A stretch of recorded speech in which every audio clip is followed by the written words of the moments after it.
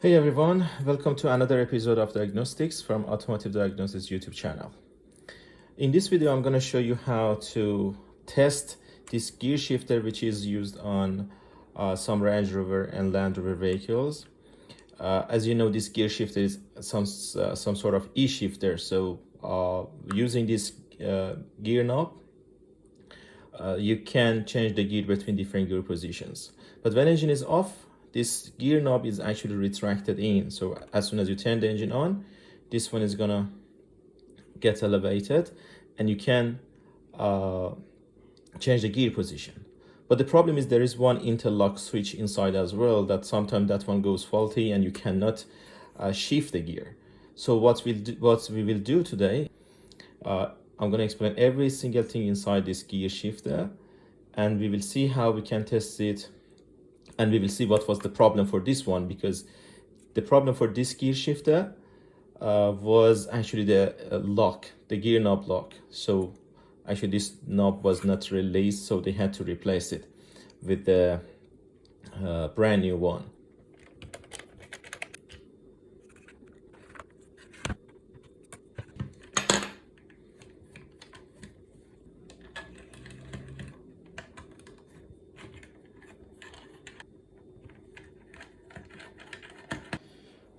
All right, so as you see, we already have two connectors in here.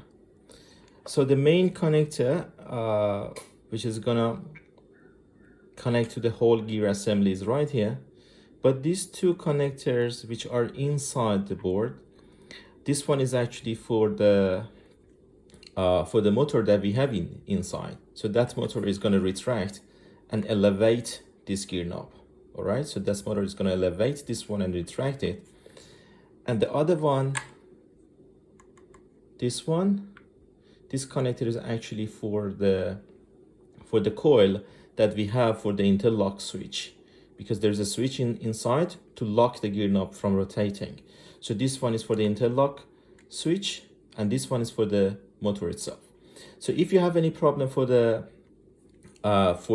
retracting or elevating the gear knob when this one is not moving, the problem could be from the motor or from the wiring all the way. So obviously you can remove it. You can check this connection first to make sure it's properly connected and there is nothing wrong in here. All right, because that's on the motor. So when this one gets overheated and these two wires are gonna get shorted. But what I will show you right now is how to check the operation of that DC motor, something really safe. So I can remove this one right now. Okay, so this is the connector with only two pins. As you see, I only have two pins on it. Okay, so what I will do, I'm gonna show you how to test that one with this tool that I made. Is actually it's just two wires with a switch and with 9-volt battery, so it's quite safe and nothing is going to happen to any actuator. So I can use this one for testing many different actuators. So I put this one right here so you can see. First of all, because this connector is kind of really tiny, I use this back probes. So I can back probe or I can probe it from the front side. So you can back probe or you can do it from the front side. Doesn't really matter because this one is so tiny. I'm probing from the front side because from the back there is not much room. Okay, so I already did that one, so I need to put this one in a way that you see. So I can provide positive and negative from here, and then I can switch it on and off to see if the gear knob is moving out or not. So I'm providing one to here.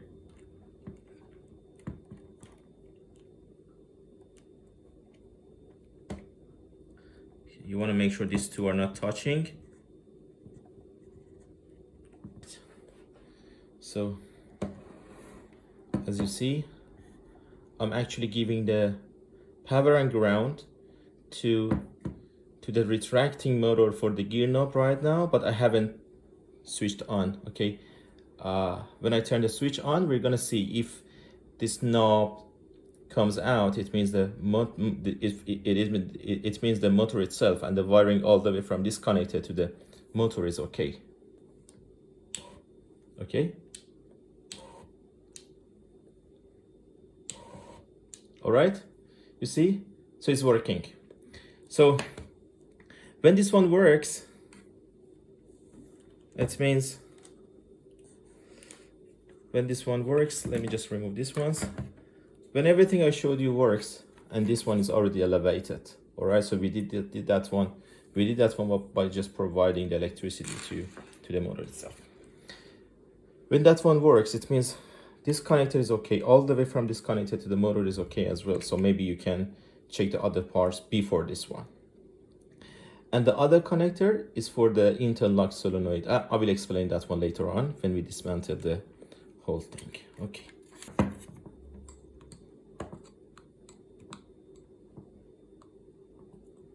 Okay, you remove this one, and you have one screw here that you need to remove.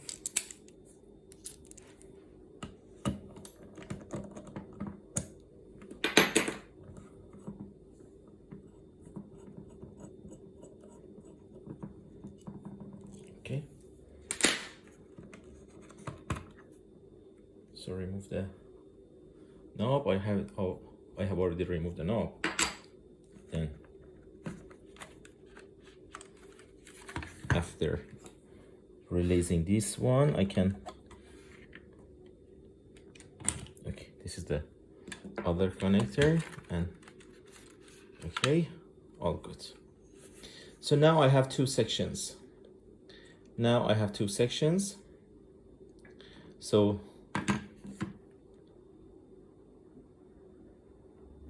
one section is the board itself. Obviously we have the drivers in here, we have the connectors, so we can do some checks on it. And we have other sections so I have this motor. So this one is actually the small connector that I provided the electricity to activate this motor. This is actually for retracting and for elevating the gear knob. And the other connector is connected to these two wires, which is gonna go back there in this section, which we have actually that coil for releasing the gear knob. So this is what I'm talking about. So when this one is out, it's gonna grab the gear knob, so this one is not rotating. But as soon as I release it, see, it can rotate. So this one will be released by that actuator, which is back here. Now I'm going to show you how to reach to that and how to test it. So right here, normally when you rotate the gear knob, if I release this one and I rotate the gear knob, it's going to be like this. As you see, these two elements are rotating as well. So these are actually magnets. If you see, these two are actually magnets. So my screwdriver is attracted to them. See that? So why we have these two magnets? Because we have these two sensors, which are position sensors. So these two are position sensors. So those magnets will actually give the position of the gear knob to these two sensors. So we are using this one to locate actually the position, because this is a gear shift, because this is an electronic gear shifter. We need something to locate the position and inform it to the transmission control module. Okay, so first of all, let's just start by undoing this.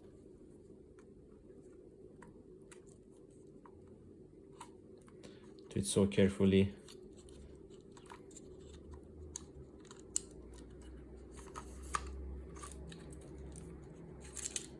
Okay.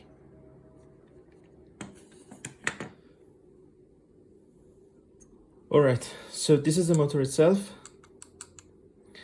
And this one is the actuator that I was talking about. So when this one operates, I will have this plunger moving. You see this plunger?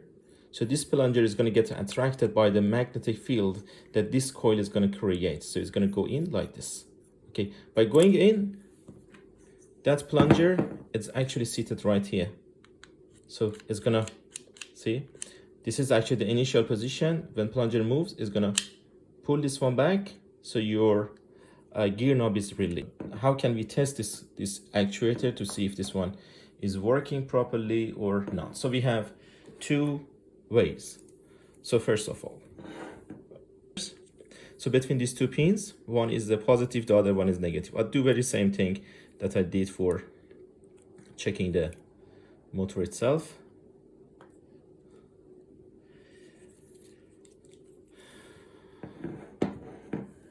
Okay, I put it here so you can see the plunger down there. I have already connected the positive and negative, and I just need to provide it from here.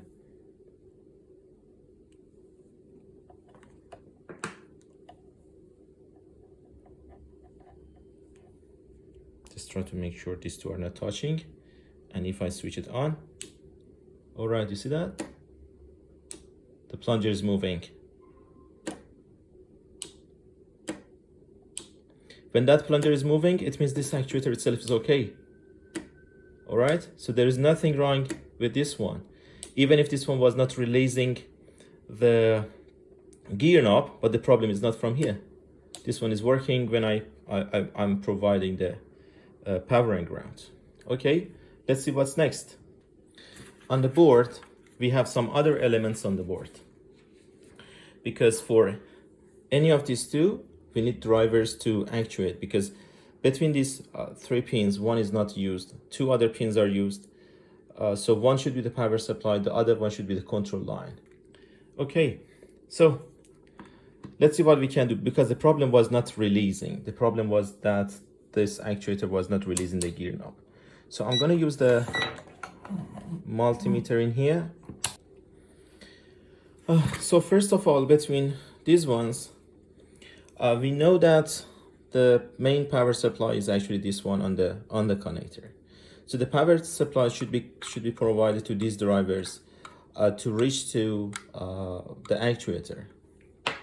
So what we can do, we can just first of all use the continuity function to see if there is a good connection between the power supply and the main driver. I think there is, because the problem was not just was not the whole thing, it was just the gear shifter was not releasing. So I'm going to use the continuity function. This one is working. So this one is the main, this one is the main power supply, the input. All right, this is the input, and I'm gonna check it. All right, so this is a source on this driver. So this one is provided. There's nothing wrong on the board between these two. But when this one is switched on, it's going to provide the electricity, it's going to provide the power supply to this MOSFET, which is a P-channel MOSFET, just right here. This P-channel MOSFET, and number is just right on the MOSFET itself. So what I will do,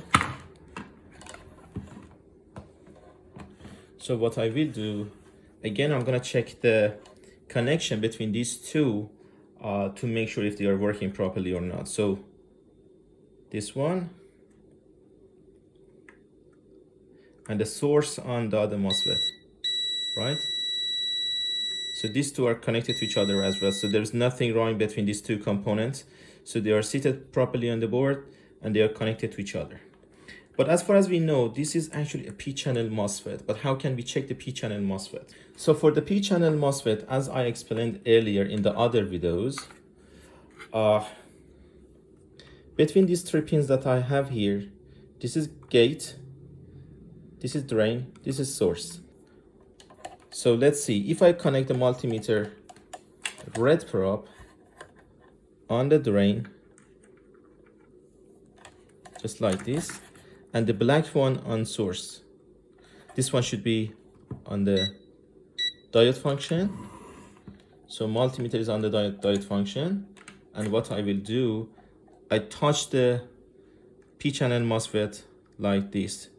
Drain on with red and black on the source. See, I should get reading. So it means this MOSFET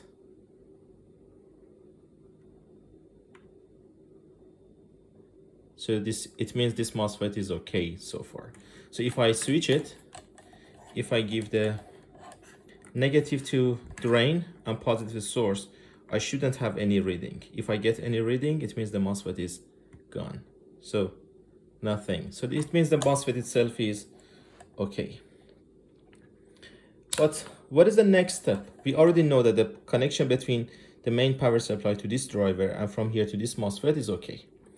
But what is the next one? We know that if this MOSFET is switched on, there should be a power supply provided for that actuator to release the gear knob. So what's going to happen? So we have 3 pins. The right one, the one on the very right, that one is not used. Between these two, the one on the left is the control line, which is controlled by the microprocessor, and the middle one is the power supply, which is coming from this transistor. Okay, so let's start, see how we can test it. Okay, so if I check point by point, it's gonna be like this. So you see, so I'm checking is exactly between drain on the MOSFET and the middle line on this connector, which is gonna go to the actuator. So this one here. So I do have the continuity, so nothing wrong in between. So not even the solder underneath, nothing is wrong. So what is left? It means I do have the power supply provided up to here. I know the control line, the ground is provided by the microprocessor. I already checked the actuator. That actuator was moving, if you remember.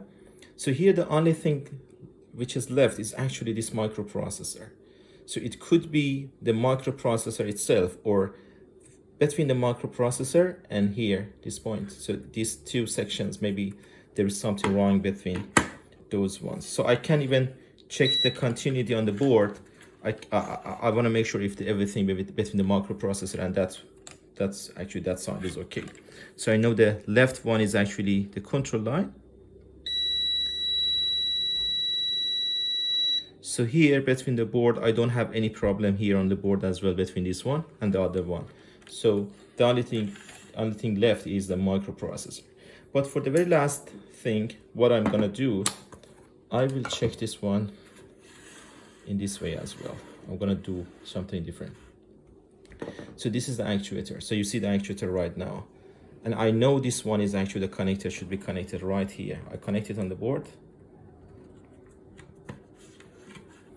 Okay, just like this. Let me just put it like this so you see everything. So I'm actually going to provide the power and ground to see if this one is working. All right, not from the actuator itself, from some other points. So it means between these ones, this is the ground. I'm going to provide the ground right from here. Okay, so I need to just make sure this switch is off for now. So I give the ground right like that, and this one is going to be my power, so I can touch multiple points from here. Okay, so at the same time you can have a look at the actuator. I zoom it a little so you can see that much better, just like this. So I turn the switch on and I try to touch point by point to see if that's working as well. I try to start from the MOSFET, from the drain. You see, the actuator is here. Actuator is working. If I go for other point on the board, okay. So I'm checking that from point by point. So I'm checking that from point by point. On the MOSFET driver, actuator is working. If I go for these points, I see the, and even on the connector. All right. So as far as I see, we already checked all the connectors and the actuator itself. Everything is working properly. So the only thing is, the problem could be, the only problem for this one could be either the microprocessor. That obviously we can change the microprocessor because we know that this one is not driving the actuator. It could be the microprocessor, or sometimes something mechanical, because this one is working mechanically. I've seen sometimes actually that's one doesn't move this one properly, but for this one doesn't seem to have any problem right now. But sometimes something is stuck, doesn't move properly, so they don't actually have a look. They just, right after removing, they put a brand new one on the car. But this was how we could perform the test on this gear shifter for Land Rover and Range Rover to find the problem that we already did. Thank you very much everyone for watching this video, and if you liked the video, please don't forget to share it with your friends and like the video. Thank you.